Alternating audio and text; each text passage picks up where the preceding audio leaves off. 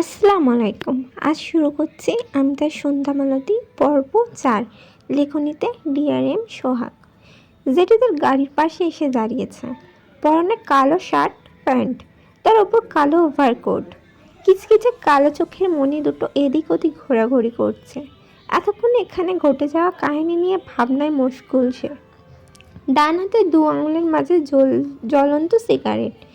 একটু পরপর তাতে একটা করে টান দেয়। জেডির পুরো নাম জ্যাক ডালটন।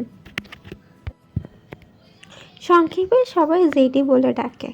নামটি এরকম হওয়ার কারণ আছে অবশ্য। তার বাবা লন্ডনের স্থানীয় মানুষ, সেই সূত্রে এই নাম। লন্ডন থেকে বাংলাদেশে আসা, আকাশের সাথে পরিচিত হওয়া, আবার হারিয়ে যাওয়া, আবারও ফিরে আসা, সব কিছুর পিছনে একটি গল্প আছে। জেডির হাইট 6 ফুট, আকাশের হাইটও সেম। জেডির মাথার কালো চুলগুলো খুব সুন্দরভাবে সেট করা, দুগাল ভর্তি চাপ দাড়ি, গায়ের রং উজ্জ্বল ফর্সা, সেম আকাশের গায়ের রঙের মতো। আকাশের জেডির মাঝে আহামরি কোনো পার্থক্য নেই, শুধু চোখের মণি ব্যতীত।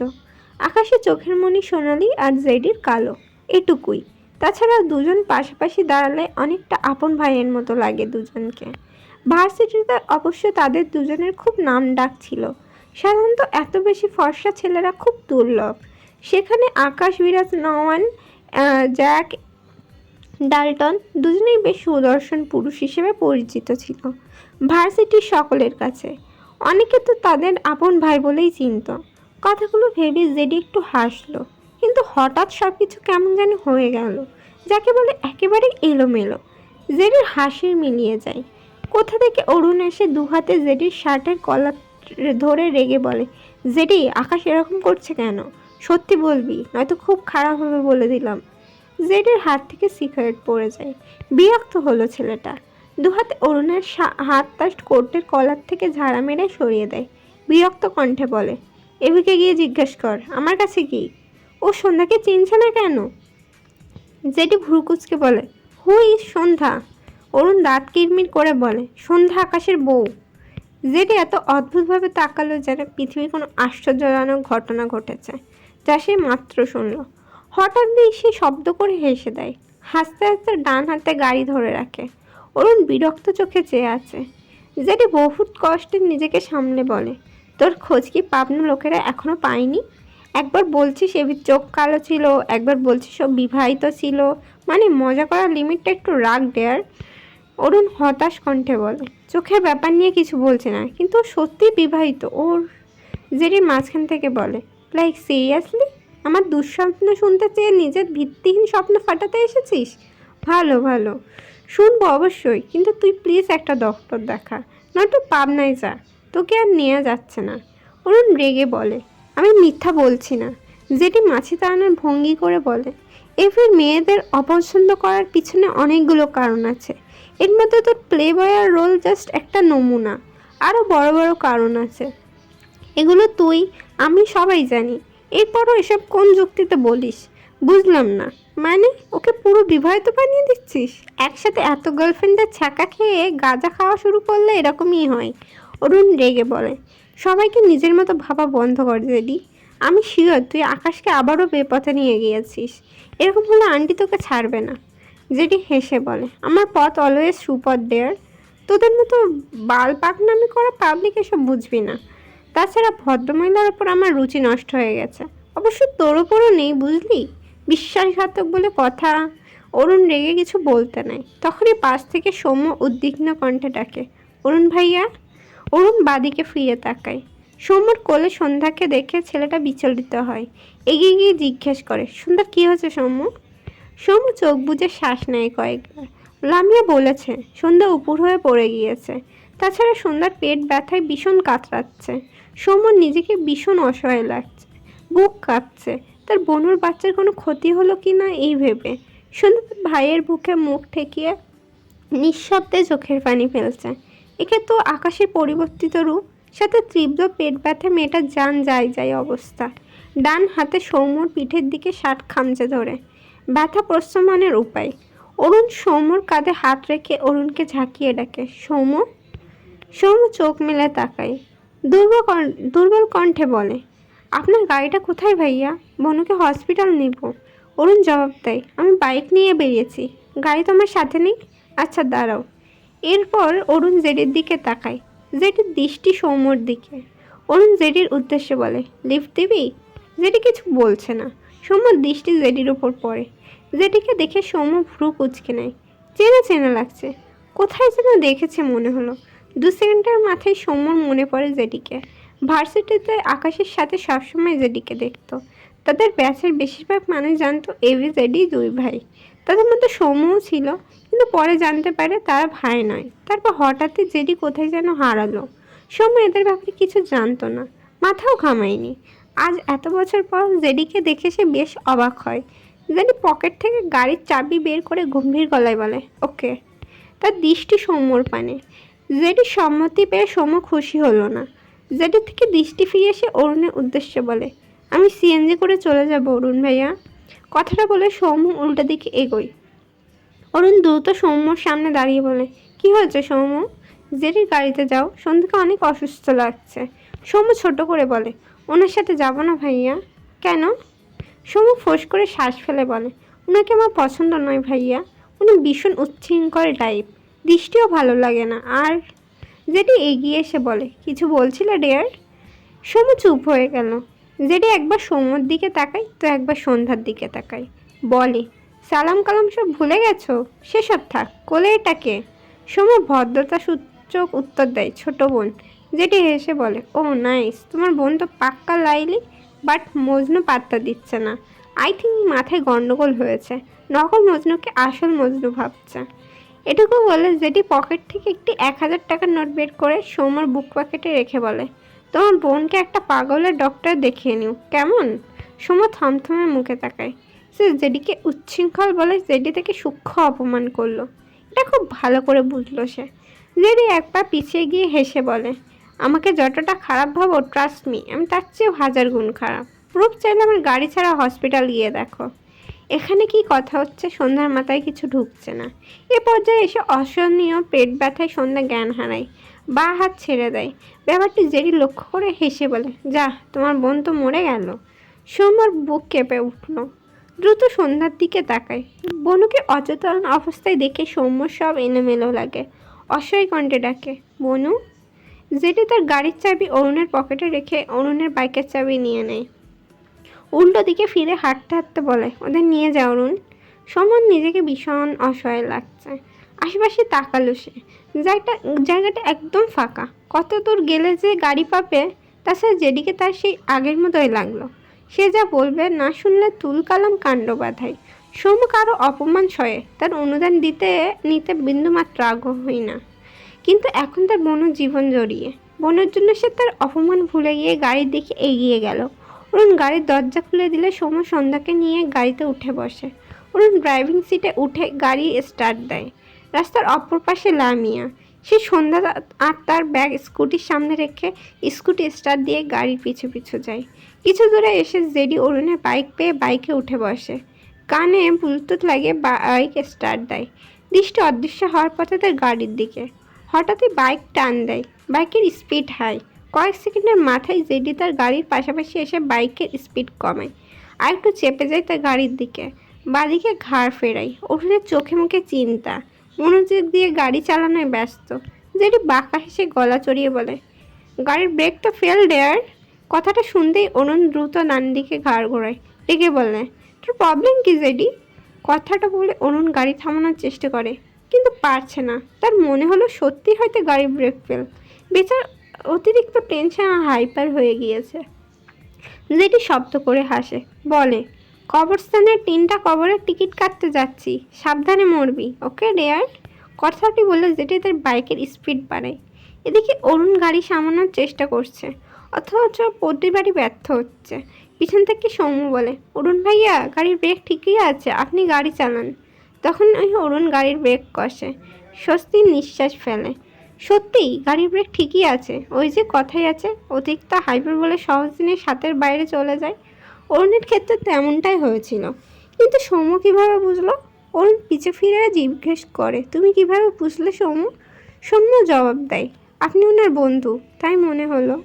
আপনি প্লিজ দ্রুত চলুন, বনুর জন্য চিন্তা হচ্ছে। অরুণ আর সময় নষ্ট না করে গাড়ি স্টার্ট দিল। সময় তার বুকে পড়ে থাকা অচেতন সন্ধ্যার দিকে তাকায়। মুখটা মলিন, ডান হাত অতি স্নেহের সাথে সন্ধ্যার মাথায় বুলিয়ে দেয়। আজ কি হয়েছে কে জানে, সে শুধু চায় তার বোনের বাচ্চাটা সুস্থভাবে এই পৃথিবীতে আসুক। তার বোনের একটুখানি সুস্থ হওয়ার জন্যই একটাই সম্বল হিসেবে ধরে রেখেছে সৌম্য। আর তো কোনো উপায় নেই। অরুণের কথায় ধ্যান ভাঙে সৌম্যর। যেটি আমার বন্ধু নয় সৌম্য, ও শুধু আকাশের বন্ধু। অরুণের কণ্ঠে রাগ। সৌম্য ভুরু কুচকে তাকিয়ে রইল। এসব ব্যাপারে সে জানে না, তাই অবসন্ন হয়ে চেয়ে রইল। যেটি খুব রিল্যাক্স মুডে বাইক চালাচ্ছিল। হঠাৎই চোখ মুখ শক্ত হয়ে যায়। বাইকের স্পিড সর্বোচ্চ করে আঁকাবাঁকা করে বাইক টেনে নিয়ে যায়। তীব্র বাতাসে চোখ বুজে আসে কথা, অথচ জেডির চোখ জোড়া তীক্ষ্ণ, একেবারের জন্যও বন্ধ হয় না। রাগে মুখ লাল হয়ে গিয়েছে। বিড়বিড় করে বলে, এভির বাচ্চা। কিছু সময়ের মাঝে একটি হসপিটালের সামনে বাইক থামায় জেডি। দ্রুত বাইক থেকে নেমে হসপিটালের দিকে দৌড় দেয়। হাঁটু সমান ওভারকোট পিছনে কিছুর সাথে বেঁধে যাওয়ায় ডান হাতে জোরে টান দেয়। এক কোণায় সামান্য ছিল বোধহয়, জেডি সেদিকে পাত্তা দিল না। দৌড় লাগায় ভেতরে। 3 তলায় এসে থামে জেডি, হাঁপিয়ে গিয়েছে। সামনে তাকালে দেখলো এবি ভীষণ সিরিয়াসভাবে একজন ডক্টরের সাথে কথা বলছে। জেডি বড় বড় পা ফেলে এগিয়ে যায়। কোনো কথা ছাড়া এবিকে টেনে সরিয়ে দিয়ে বাঁ হাতে ডক্টরের কলার শক্ত করে ধরে ডান হাতে সমানে ঘুষি মারে। থামাথামির নাম নেই। এবি হতভম্ব হয়ে চোখে তাকায়। ডক্টরটির বয়স আকাশদের মতোই। সে মার খাচ্ছে কেন তাও বুঝলো না। জেডিকে আটকাতে চাইলেও পারে না। জেডি লোকটিকে মারতে মারতে মাটিতে শুইয়ে দিয়েছে। আশেপাশে সকলে দাঁড়িয়ে দাঁড়িয়ে তামাশা দেখছে। আকাশ এগিয়ে আসার আগেই কোথা থেকে নিয়াজ দৌড়ে এসে জেডিকে আটকায়। চেঁচিয়ে বলে, আরে কে আপনি? আমার বন্ধুকে মারছেন কেন? জেডি রেগে নিয়াজকে ধাক্কা দিয়ে আবারও মারতে উদ্যত হয়। নিয়াজ এগিয়ে এসে জেডির হাত শক্ত করে ধরে। জেডি মুখ তুলে চায়। চেঁচিয়ে বলে, এই ছেলে এত সাহস কোথায় পেয়েছে যে ও এভির চোখে লেন্স লাগিয়ে দিতে চায়? নিয়াজ বিস্ময় দৃষ্টিতে চেয়ে আছে। অবাক স্বরে বলে, জেডি তুমি হঠাৎ কোথা থেকে এলে? আর আমার বন্ধুকে এবার মারছো কেন? জেডি রেগে নিয়াজের মুখে একটা ঘুষি মেরে দেয়। সাথে বলে, তোমাকেও মারা উচিত। 2 বন্ধু যুক্তি করে এভির পিছনে পড়েছো তাই না? নিয়াজ হতভম্ব হয়ে যায়। জেডির কথার আগামাতা কিছুই বুঝলো না। এদিকে আকাশ জেডিকে টেনে তুলে ধাক্কা দিয়ে বলে, তোকে আমার সামনে আসতে নিষেধ করেছি না? তুই আবার আমার সামনে এসেছিস? কি প্রবলেম তোর? আমাকে শান্তি দিচ্ছিস না কেন? জেডি হতাশ কণ্ঠে বলে, প্রবলেম তো আমারই অভিযান। তো চোখ গেলে পরে আমার বউ ভেস্তে যাবে, কারণ আমি বউ রেখে অন্ধ এবিকে পক্সি দিতে আসবো। একটু বোঝ। এগিয়ে এবি কটমট দৃষ্টিতে তাকাই জেডির দিকে। জেডির চোখ ছোট ছোট করে তাকাই। এবার দাঁত কিরমির করে বলে, আমি যখন বলেছি আমি লেন্স পরবো মানে পরবো। জেডি হেসে বলে, পারবি না জান। এভি রেগে আবারও কিছু বলতে নেয়। তখনই নিয়াজ এভিকে ঘুরিয়ে তার দিকে ফেরায়। দৃষ্টিতে বিস্ময়, চোখ গিলছে বারবার। এটা কিভাবে সম্ভব? গত 4 মাসে যাকে মৃত ভেবে এসেছে সে এখন জলজান্ত তাদের সামনে দাঁড়িয়ে আছে। ডান হাত তুলে এভির গালে রেখে থেমে থেমে বলে, আকাশ তুমি বেঁচে আছো? আকাশ ভুরু কুচকে তাকায়। নিয়াজ আকাশকে জড়িয়ে ধরে। তার তো বিশ্বাসই হচ্ছে না এটা আকাশ। এদিকে নিয়াজের কাণ্ডে আকাশ অবাক হয়। মনে হচ্ছে নিয়াজ পুরনো প্রেমিক খুঁজে পেয়েছে। তাকে কোন দিক দিয়ে নিয়াজের প্রেমিকা লাগছে? আকাশ নিয়াজকে ধাক্কা মেরে সরিয়ে দিয়ে নিজের থেকে রেগে বলে, কী প্ল্যান করছো তুমি? তোমার ভালো মানুষের আড়ালে আসল তুমিকে আমি খুব ভালো করেই চিনি। নিয়াজ অবাক হয়ে বলে, মানে কি বলছো? তাছাড়া তুমি এতদিন কোথায় ছিলে? আকাশ বিরক্তি কণ্ঠে বলে, তোমার শ্বশুর বাড়ি। জেরি নিয়াজের সামনে দাঁড়িয়ে চোখ ছোট ছোট করে বলে, ব্যাপার কি? তুমি না আকাশের শত্রু? হঠাৎ প্রেমিক ভাইব দিচ্ছ কেন? তুমি ছেলে এটা মাথায় রাখো আর আমার অভিযানের থেকে দূরে থাকো। নিয়াজ হতভম্ব চোখে তাকাই। যেটি এসেই যে ডক্টরকে মারলো তার নাক দিয়ে কয়েক ফোঁটা রক্ত গড়িয়ে পড়ছে। ধীরে ধীরে উঠে দাঁড়িয়ে ডান হাতে তালু দিয়ে রক্তকণা মুছে নেয় সে। এবিতার সামনে সে গম্ভীর গলায় বলে, আজকে লেন্স পাল্টাতে পারবে না? ছেলেটি ঢোক গিলল। এবির পাশ থেকে জেডির কৌতুক স্বরে বলে, শুধু আজকে নয়, এক্ষুনি পারবে। আর তারপর জানটা দিয়ে দিতে হবে। লেন্স পরাবে, জান দিবে। পারবে না রেয়ার? এভি ওভারকোটের ভেতরের পকেট থেকে একটা পিস্তল বের করে পিস্তলটি ঘোরায় আর ডক্টর দিকে চেয়ে গম্ভীর গলায় বলে, আমাকে লেন্স না পরালে এক্ষুনি জান দিতে হবে। কী চাও বলো? নিয়াজের কলিগ ভীতি চোখে একবার জেডির দিকে তাকায় তো একবার এভির দিকে। বেচারা এটা কোথায় ফাঁসলো? সে তো এদের দুজনের কাউকেই চেনে না। তার পরিচয় নিয়াজের সাথে। অল্প দিনেই খুব ভালো বন্ধুত্ব একটি সম্পর্ক গড়ে উঠেছে তাদের মধ্যে, কিন্তু সে নিয়াজের থেকে ভীষণ ভীতু টাইপ। তার মাঝে আবার এসব। নিয়াজ এগিয়ে এসে আকাশের হাতের পিস্তল দেখে ভীষণ অবাক হয়, বলে, আকাশ তোমার কি হয়েছে, একটু ক্লিয়ার করবে প্লিজ? এবার নিয়াজের কলার ধরে চিবিয়ে চিবিয়ে বলে, তোমার বন্ধুকে রাজি হতে বলো, নয়তো ওকে সহ তোমাকে একদম মেরে ফেলবো। নিয়াজ ঢোক গিলল, তার দৃষ্টি আকাশের সোনালি চোখের মণিতে। অবাক হলো না, অবাক হলো আকাশের স্বভাব দেখে। অতঃপর বলে, ঠিক আছে, ওর চেয়েও ভালো ডক্টর আছে, আমার বড় স্যারের সাথে কথা বলে তোমাকে জানাবো। এবার গম্ভীর স্বরে বলে, গুড, ডেট যেন আজকেই হয়। এরপর নিয়াজকে ছেড়ে এভি ডান হাতে জেডিকে ধাক্কা দিয়ে সামনের দিকে চলে যায়। জেডি রাগান্বিত দৃষ্টি নিয়াজের ওপর। নিয়াজের দিকে তেড়ে এসে বলে, তুমি এভিকে কি বললে? নিয়াজ ঢোক গিলে বলে, তোমরা দুজন এরকম করলে আমি কোন দিকে যাব বলো তো?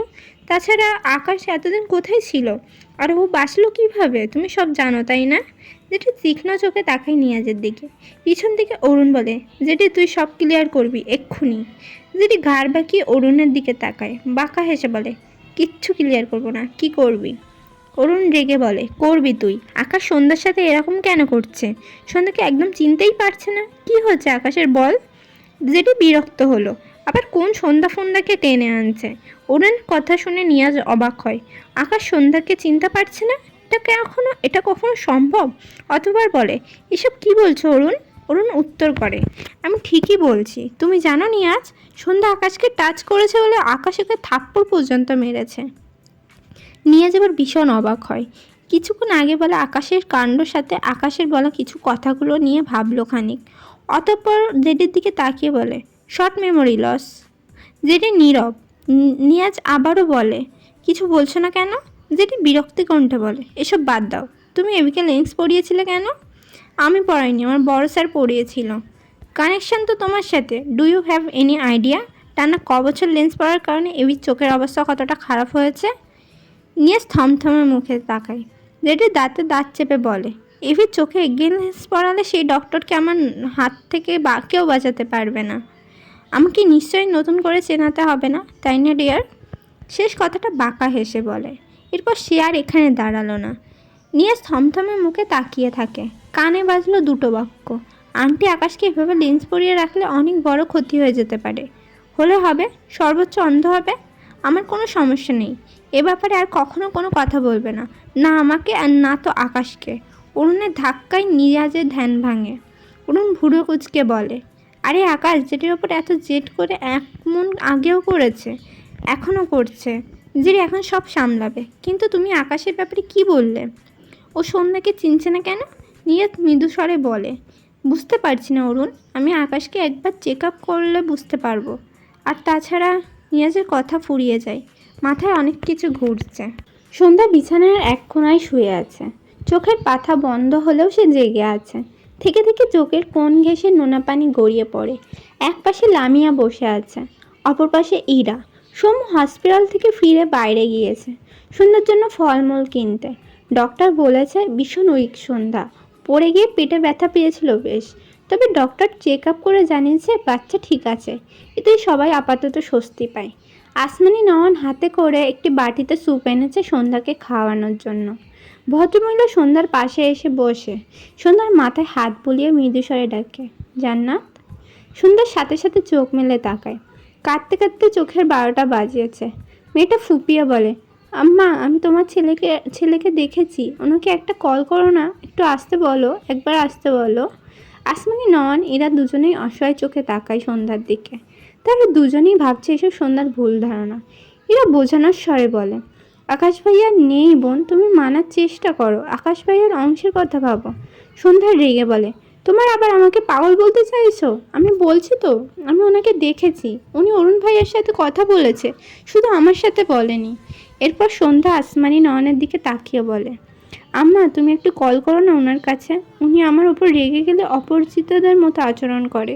ওই যে আমার গলা অপারেশন করলাম তখনও একদম অপরিচিতদের মতো করছিল। ওনার অনেক বেশি অভিমান, এবারেও হয়তো অভিমান করেছে। তুমি একবার আসতে বলো, উনি যা বলবে আমি সব করব। তুমি শুধু ওনাকে একবার আমার কাছে আসতে বলো। বলো না আম্মা, আম্মা। বলতে বলতে সন্ধ্যা আসমানি নয়নের উড়তে মুখ ঠেকে ফুপিয়ে ওঠে। আসমানি নয়নের চোখের কোণ ভিজে উঠল মেয়েটির আহাজারিতে। কিছু বলতে চায়, মাঝে লামিয়া বলে, সন্ধ্যা মিথ্যা বলছেন আন্টি। আকাশ ভাইয়াকে আমিও দেখেছি। লামিয়ার কথা শুনে আসমানি নওয়ান এরা দুজনই বিস্ময় দৃষ্টিতে তাকায়। লামিয়া ঢোক গিলে বলে, উনি আকাশ ভাইয়া কিনা আমি জানি না, কিন্তু একদম আকাশ ভাইয়ার মতো দেখতে। চোখগুলো সোনালি, আর ওনাকে একজন এভি বলে ডাকছিল বারবার।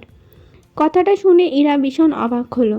তার কাছে হেভি নামটা বোধহয় পরিচিত ঠেকলো, কিন্তু সোনালি চোখ এটা মেলাতে পারল না। আসমানি নওয়ান স্তব্ধ হয়ে যায়। চোখ যারা ভিজে উঠল, বিড়বিড় করলো, সোনালি চোখ, এভি? ঢোক দিলে বলে, ওর সাথে কে ছিল? লামিয়া ভাবুক ভঙ্গিতে বলে, ঠিক মনে পড়ছে না, কিন্তু এভির মতোই নামটা। আসমানি নওয়ান বললেন, জেডি? লামিয়া সাথে সাথে বলে, হ্যাঁ হ্যাঁ এটাই। আসমানি নওয়ান ঢোক গিলল। হাতের বাটি কোনো রকমে ইরার হাতে ধরিয়ে দিয়ে এলোমেলো পায়ে ঘর থেকে বেরিয়ে যেতে যেতে ধরা গলায় বলে, আকাশ মরে গিয়েছে। আসমানি নওয়ানের রিয়াকশানে ইরা লামিয়া দুজনেই অবাক হলো। এভি জেডি দুটো নামই ইরার ভীষণ পরিচিত লাগে। আকাশ বিরাজ নওয়ান, যাকে সবাই তার নামের শর্ট ফর্ম হিসেবে এভি নামে চেনে, তার গাড়ি বাড়ির সামনে এসে দাঁড়ায় মাত্র। একজন গার্ড এভির গাড়ির দরজা খুলে দিলে এভি ভেতর থেকে বেরিয়ে আসে। দৃষ্টি সামনে দণ্ডায়মান সফেদ রঙের তিনতলা বাড়ি। চোখে মুখে গম্ভীর্যের ছাপ থাকলেও খুশি ঝিলিক মুখাভাবে প্রকাশ পায়। কোনো দিকে তাকায় না সে। দৃষ্টি সামনে রেখে বড় বড় পায়ে বাড়ির ভেতরে প্রবেশ করে। আসমানি নয়ন দোতলা থেকে নেমে নিজ ঘরে যাওয়ার জন্য কেবল পা বাড়িয়েছেন, তখনই মা ডাকটি কানে বর্জ্যের ন্যায় ভেসে আসে। ছেলেটির কণ্ঠ স্বাভাবিক হলেও আসমানি নয়নের কাছে তা অস্বাভাবিক লাগলো। কণ্ঠটি যে হুবহু তার ছেলের। আকাশ সত্যিই বেঁচে আছে? আসমানি নয়নের পা থেমে গিয়েছে অনেক আগেই। দিক ফিরিয়ে দরজার দিকে দৃষ্টি পড়লে ভদ্রমহিলার দৃষ্টিতে অসীম বিস্ময় ভর করে। আজ প্রায় 4 মাস পর নিজ ছেলেকে জীবিত ও সুস্থ দেখে ভদ্রমহিলার রিয়াকশন দিতে ভুলে গিয়েছে। যাকে এতগুলো মাস মৃত জেনে এসেছে, সেই ছেলে হঠাৎ জীবিত রূপে ফিরে এসেছে, তাও আবার সাধারণভাবে নয়। আসমানি নওয়ান ছেলের বেশভূষার খেয়াল করলেন, যা তার কাছে অস্বাভাবিক লাগলো। আকাশের সোনালি চোখের মণি সাথে এরকম বেশভূষা ভদ্রমহিলার মাঝে ভীতি সৃষ্টি করে, যেন এই আকাশ তার কাছে এক ধরনের ফোবিয়া। ধীরে ধীরে তার দৃষ্টি জোড়া ঝাপসা হয়, থেমে থেমে আওড়ায়, আকাশ। এভি আসমানি নয়নের দিকে চেয়ে আছে, ঠোঁটের কোণে সূক্ষ্ম হাসি, যা খুব বেশি দৃশ্যমান নয়।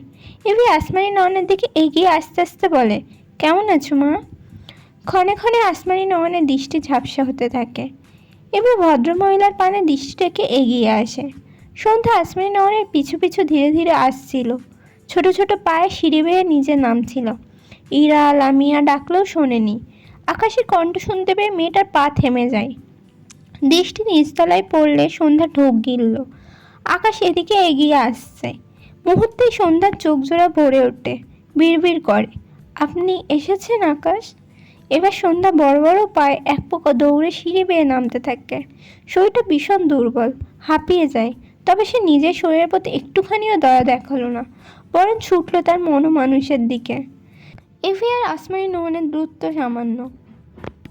হঠাৎ সন্ধ্যা দৌড়ে এসে এভির বুকে ঝাঁপিয়ে পড়ে।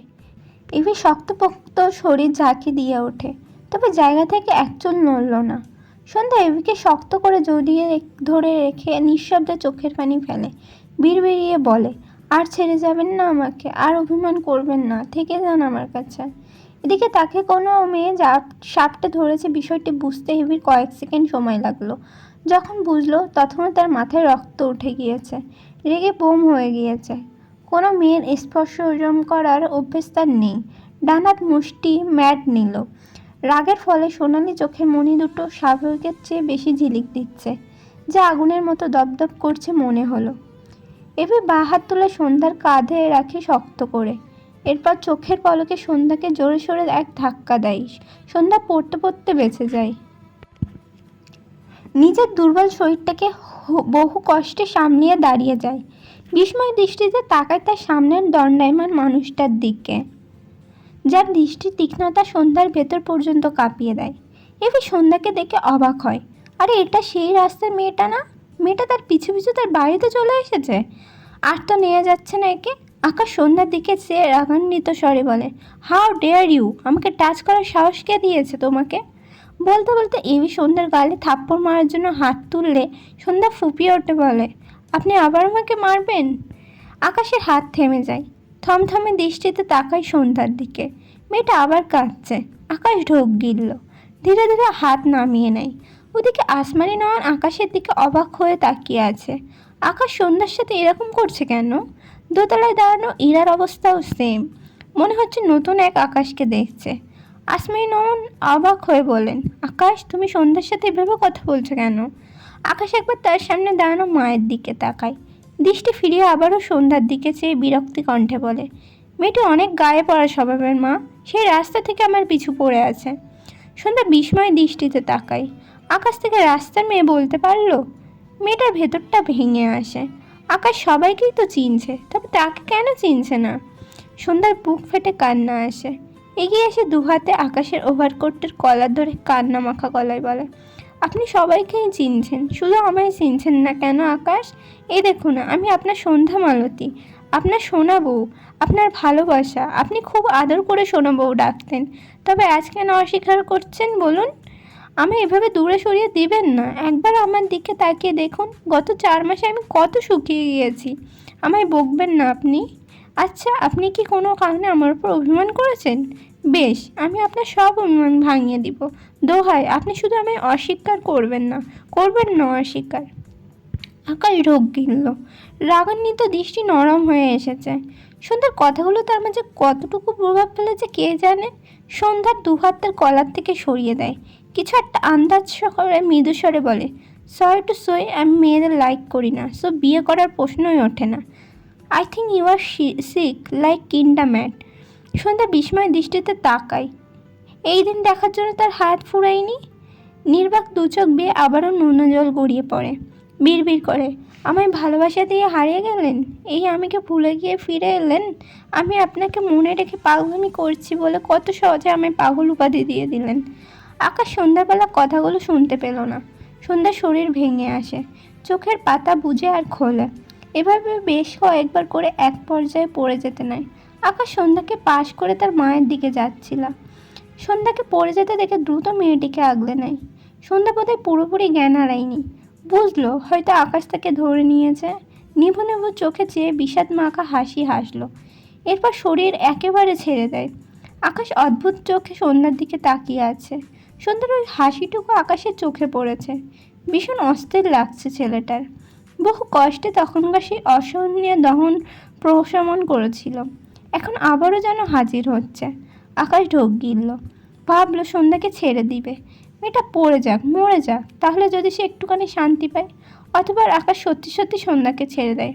আসমানি নন এটা দেখে বিচলিত কণ্ঠে বলে, কি করছো? সন্ধ্যা তো ব্যথা পাবে, ওকে ধরো।